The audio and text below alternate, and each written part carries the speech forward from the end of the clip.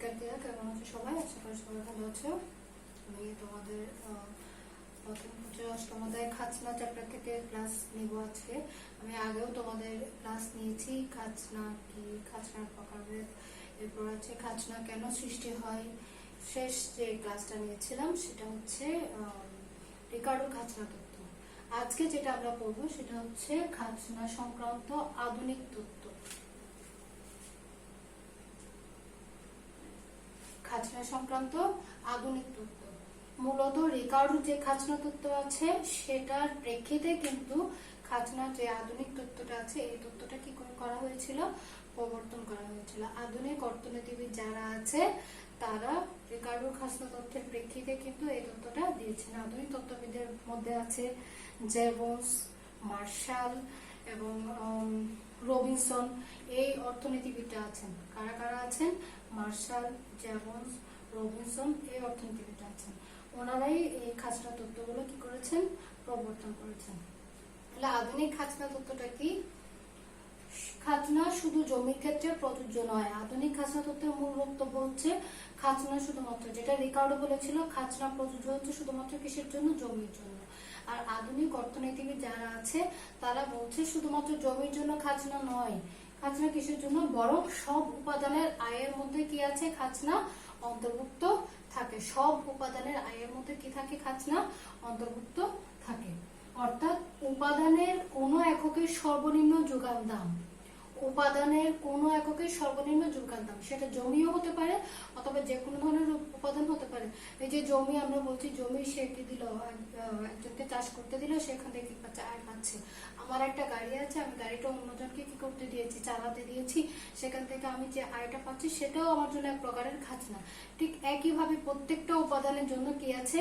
একটা যোগান দাম আছে। এখন এই এককের সর্বনিম্ন যোগান দাম এবং সেই একক থেকে প্রাপ্ত আয়ের মধ্যে যে ব্যবধান, যোগান দামের সাথে যে আয়টা আছে সেই আয়ের মধ্যে যে ব্যবধান আছে তাকে কি বলা হয়? খাজনা। এই যে আমি একটু আগে বলেছি যে আমি একটা গাড়ি কিনেছি 10 লাখ টাকা দিয়ে, ওই গাড়িটা প্রত্যেকদিন চালাতে চালাতে একসময় আমার কি হচ্ছে, ইনকামটা বাড়তে বাড়তে এই যে 10 লাখ টাকার গাড়ি থেকে আমার ইনকাম হয়েছে 12 লাখ টাকা। তাহলে দুইয়ের মধ্যে পার্থক্য হচ্ছে 2 লাখ টাকা। তাহলে অতিরিক্ত 2 লাখ টাকাটা কিন্তু আমার জন্য কি?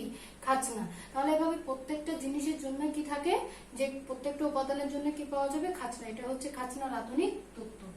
তাহলে স্থিতিস্থাপকতার দৃষ্টিকোণ থেকে খাজনাকে প্রধানত 3 ভাগে ভাগ করা যায়। আধুনিক খাজনা তত্ত্বের মধ্যে স্থিতিস্থাপকতার দৃষ্টিকোণ থেকে খাজনাকে কয় ভাগে ভাগ করা যায়? 3 ভাগে ভাগ করা যায়। প্রথমত হচ্ছে যখন উপকরণের যোগান পূর্ণ স্থিতিস্থাপক। পূর্ণ স্থিতিস্থাপক মানে হচ্ছে যোগানটা অনবরত বাড়তে থাকবে, এর কোনো কি নাই, লিমিটেশনস নাই, চাইলে যোগান কি করা যায়? বাড়ানো যায়। তাহলে এই ক্ষেত্রে কি হবে সেটা আমরা একটু চিত্রের মাধ্যমে দেখতে পারি।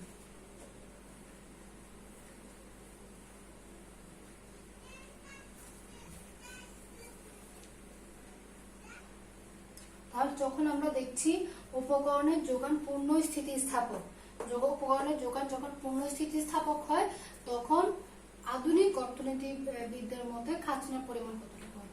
তাহলে এই ক্ষেত্রে আমরা দেখছি পূর্ণ স্থিতিস্থাপক মানে কি, অর্থাৎ যেটা চাইলেই কি করা যাবে? বাড়ানো যাবে, কমানো যাবে। অর্থাৎ সেটা সম্পূর্ণটা নিজেদের উপর নির্ভর করছে। আমরা চাইলে বাড়াতে পারছি, চাইলে কমাতে পারছি। তাহলে পূর্ণ স্থিতিস্থাপকতার ক্ষেত্রে আমরা কি দেখছি? যোগান রেখাটা হয় সবসময় ভূমি অক্ষের সমান্তরাল।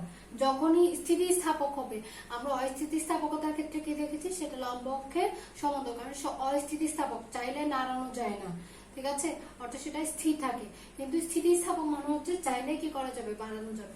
তাহলে যোগান রেখাটা ভূমি অক্ষের সমান্তরাল। তাহলে এক্ষেত্রে আমরা লম্ব অক্ষে দেখছি দাম, ভূমি অক্ষে দেখছি যোগানের পরিমাণ, ঠিক আছে। এবং যেহেতু এক্ষেত্রে যোগানটা পূর্ণ স্থিতিস্থাপক, যার কারণে যোগান রেখাটা ভূমি অক্ষের সমান্তরাল। তাহলে এক্ষেত্রে চাহিদা রেখা যদি ডি নট হয়, তাহলে চাহিদা রেখা যোগান রেখাকে যে বিন্দুতে ছেদ করবে ওটাই হবে ভারসাম্য বিন্দু। তাহলে এক্ষেত্রে আমরা ভারসাম্য বিন্দু দিচ্ছি কি? ই, ভারসাম্য বিন্দু ই। এখন যোগান, চাহিদা বাড়লে যোগানও বাড়ছে, তার মানে যে দামটা পাওয়া যাচ্ছে, যে আয়টা পাওয়া যাচ্ছে সেটা যোগান দামের কারণে অতিরিক্ত আয় এক্ষেত্রে আমরা কি করছি না, পাচ্ছি না। যোগান বাড়াচ্ছি বলে আয়টা পাওয়া যাচ্ছে। অর্থাৎ যদি চাহিদা বাড়ে যোগানও বাড়ছে। এই যে আমরা দেখছি যোগান কিন্তু বাড়তে থাকবে।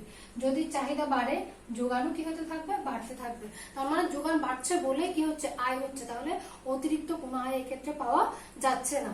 যেটা আমরা পাচ্ছি সেটা হচ্ছে সম্পূর্ণটাই হচ্ছে যোগান মূল্য, অর্থাৎ যোগান দিচ্ছি বলে আয় হচ্ছে।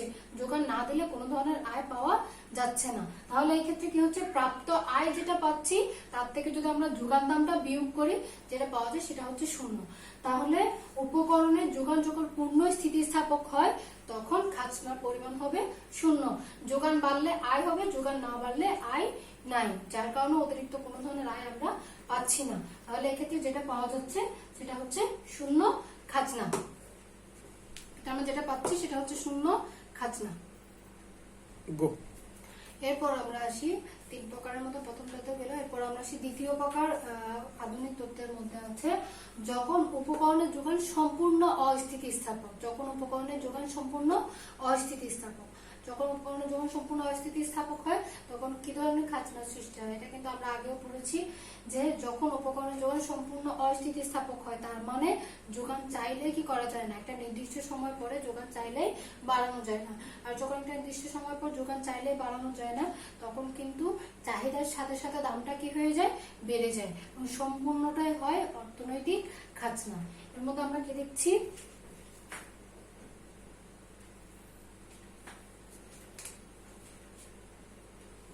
আমরা লম্ব অক্ষে দেখছি দাম, ভূমি অক্ষে দেখছি যোগানের পরিমাণ।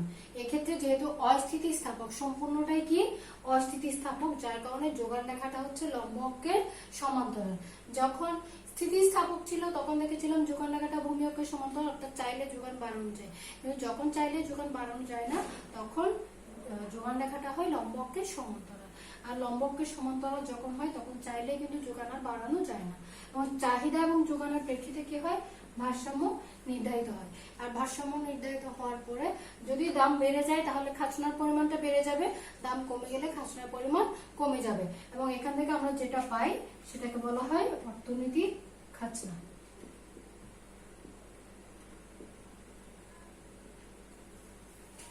তাহলে অস্থিতিস্থাপকতার ক্ষেত্রে কি পাই আমরা, সম্পূর্ণ অস্থিতিস্থাপকতার ক্ষেত্রে যেটা পাই সেটা হচ্ছে অর্থনৈতিক খাজনা, এবং এই অর্থনৈতিক খাজনার পরিমাণটা হচ্ছে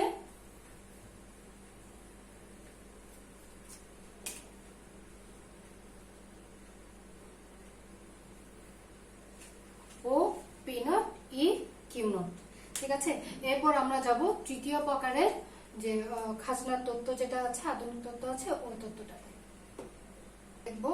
সেটা হচ্ছে ও যখন উপকরণের যোগান পূর্ণ স্থিতিস্থাপক অপেক্ষা কম, অর্থাৎ সেটা পূর্ণ স্থিতিস্থাপক নয়, তুলনামূলকভাবে সেটা কম, অর্থাৎ যোগান বাড়ানো যাবে কিন্তু সেটা অধিক পরিমাণে নয়, চাহিদার তুলনায় সেটা অল্প অল্প পরিমাণে চাইলে যোগান কি করা যাবে, বাড়ানো যাবে।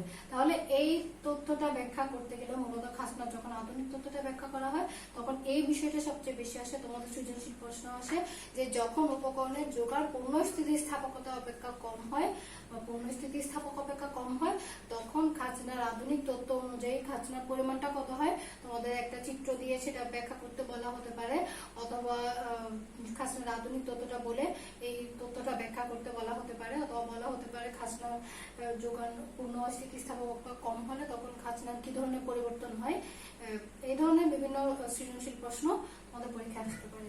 তাহলে এই সৃজনশীল তথ্যটা ব্যাখ্যা করতে গেলে কিন্তু আমাদের তিনটা কি করতে হয়, অনুমিত শর্ত নিতে হবে।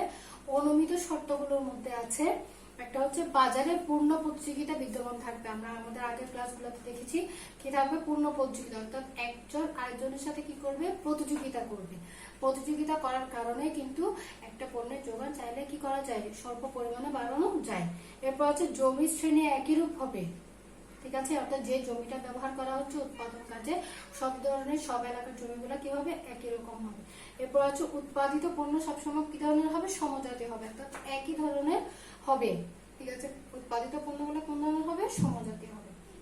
তাহলে আমরা চিত্রে কি দেখছি, লম্ব অক্ষে দেখছি দাম, ভূমি অক্ষে দেখছি পরিমাণ, ভূমি অক্ষে দেখছি পরিমাণ, লম্ব অক্ষে দেখছি দাম। তাহলে এই ক্ষেত্রে কি হচ্ছে, খাজনার আধুনিক তথ্য মতো আমাদের কি হচ্ছে, আমরা যোগান রেখার যে নিচের অংশটা আছে, যোগান রেখার নিচের অংশ যেটা আছে সেটা হচ্ছে মূলত খরচ। কোন একজন উৎপাদনকারী প্রতিষ্ঠানের বা কোন একটা উৎপাদকের খরচটা হচ্ছে কতটুকু, যোগান রেখার যে নিচের অংশটা আছে সেই অংশটা। এক্ষেত্রে চাহিদা এবং যোগান রেখা একে অপরকে যে বিন্দুতে ছেদ করেছে সেটা হবে ভারসাম্য বিন্দু। এখানে ভারসাম্য বিন্দু হচ্ছে ই।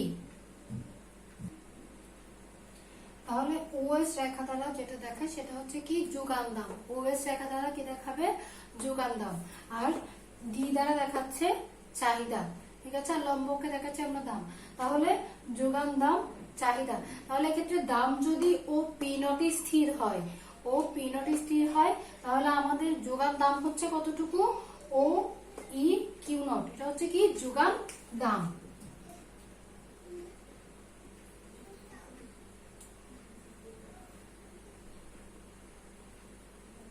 তাহলে আমরা যোগান দাম পাচ্ছি কত ও ই কিউ নট, কারণ ওএস দ্বারা কিসের সৃষ্টি হচ্ছে যোগান দামের সৃষ্টি হচ্ছে। তাহলে দাম কিন্তু পাচ্ছি আমরা কতটুকু ও ই কিউ নট নয়, আমরা দাম পাচ্ছি কত, মূলত দাম হচ্ছে O P naught E Q naught, মোট দাম হচ্ছে কত।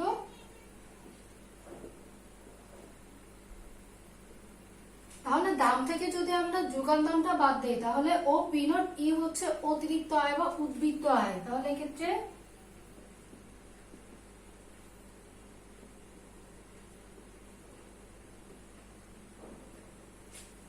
ও পি নট ই হচ্ছে উদ্বৃত্ত আয়, অর্থাৎ খরচের তুলনায় খরচ যদি হয় শুধুমাত্র যোগান রেখার নিচের অংশ, উপরের এই পুরো অংশটাই হচ্ছে আয়, তাহলে এই উপরের এই অতিরিক্ত অংশটা হচ্ছে উদ্বৃত্ত আয়, অর্থাৎ অতিরিক্ত আয়।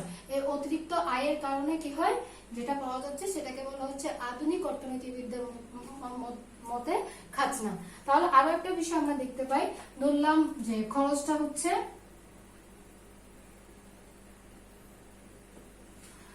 যোগান দাম, যোগান দাম অর্থাৎ যোগান খরচ, উপকরণের জন্য খরচ যদি হয় বি থেকে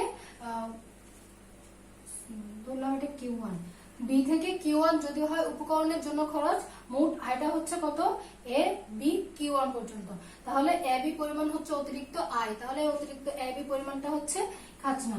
সেটা হতে পারে আবার উপকরণের জন্য খরচ যদি ডি কিউ2 হয়, তাহলে অতিরিক্ত আয় হচ্ছে কত সি ডি পরিমাণ। তাহলে আমরা কি দেখছি, ওএস রেখা দ্বারা কি দেখায় যোগান দাম দেখায়, আর ডি দ্বারা চাহিদা রেখা দেখাচ্ছে, লম্ব অক্ষে দেখাচ্ছে দাম এবং ভূমি অক্ষে দেখাচ্ছে পরিমাণ।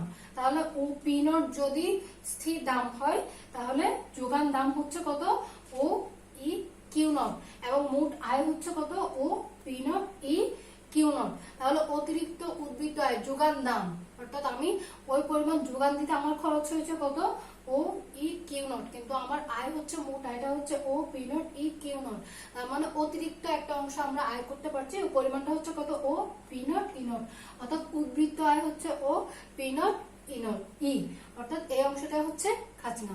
তাহলে আধুনিক খাজনা তত্ত্ব অনুসারে আমরা যোগান দামের চেয়ে যেটা অতিরিক্ত পাই সেটাই হচ্ছে খাজনা। তাহলে আমরা বুঝতে পেরেছি আধুনিক খাজনা তত্ত্বের মধ্যে তিন ধরনের খাজনা তত্ত্ব পাওয়া যায়। একটা হচ্ছে কি উপকরণের যোগান যখন পূর্ণ স্থিতিস্থাপক, আবার উপকরণের যোগান পূর্ণ স্থিতিস্থাপক যখন হয় তখন খাজনার পরিমাণ হয় শূন্য, কারণ যোগান বাড়লে আয় বাড়বে, যোগান না বাড়লে আয় বাড়বে না, তার মানে যোগান দিলেই আয় আসে, তাহলে এক্ষেত্রে খাজনার পরিমাণটা হয় শূন্য। আর সম্পূর্ণ অস্থিতিস্থাপক যখন হয় তখন চাইলে যোগান কিন্তু কি করা যায় না, বাড়ানো যায় না, বা চাইলে যোগান কি করা যাবে না, টাকা দিলেও যোগান বাড়ানো যাবে, যার কারণে যোগান বাড়াতে হলে চাহিদার সাথে সাথে দামও বেড়ে যাবে, যেটাকে বলা হয় অর্থনৈতিক খাজনা। আর আরেকটা আমরা দেখছি যখন পণ্য স্থিতিস্থাপক অপেক্ষা কম, তখন আমরা দেখছি যে চাহিদার পাশাপাশি যোগানের পরিমাণটা বাড়ানো যায়, সেটা তুলনামূলকভাবে কিন্তু কম। এক্ষেত্রে যোগান দাম অপেক্ষা যদি দামটা বেশি হয়, মোট আয়টা বেশি হয়, তখন যে উদ্বৃত্তটা পাওয়া যায় সেটা হচ্ছে কি খাজনা। তাহলে আমরা আশা করছি আমরা এটুকু পরিমাণ পর্যন্ত বুঝতে পেরেছি। সবাই নিজেরা একটু পড়ে নেবে, প্র্যাকটিস করবে, আশা করি সবাই বুঝতে পারবে। আজকে এটুকু, ধন্যবাদ সবাইকে।